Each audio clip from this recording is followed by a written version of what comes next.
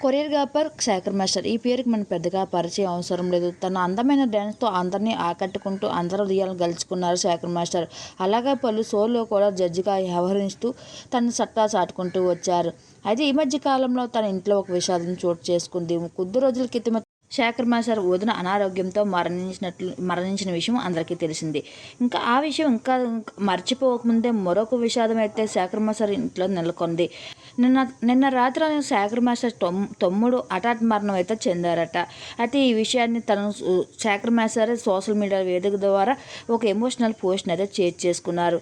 నువ్వు ఎక్కడున్నా సరే నీ జ్ఞాపకాలను అస్సలు మర్చిపోలేను. నువ్వు నా కళ్ళ ముందు లేవన్న విషయాన్ని నేను జీర్ణించుకోలేకపోతున్నాను అంటూ నువ్వు లేకపోయినా నీ జ్ఞాపకాలు ఎప్పుడు నాతోటే ఉంటాయి అంటూ ఇంకా శేఖర్ మాస్టర్ సోషల్ మీడియాలో ఒక ఎమోషనల్ పోస్ట్ని షేర్ చేసుకుంటూ వచ్చారు. ఈ పోస్ట్ చూస్తున్న యాంకర్స్ అందరూ కూడా స్పందిస్తూ తన ఆత్మ శాంతికి చేకూరాలని తెలియజేసుకుంటూ వచ్చారు.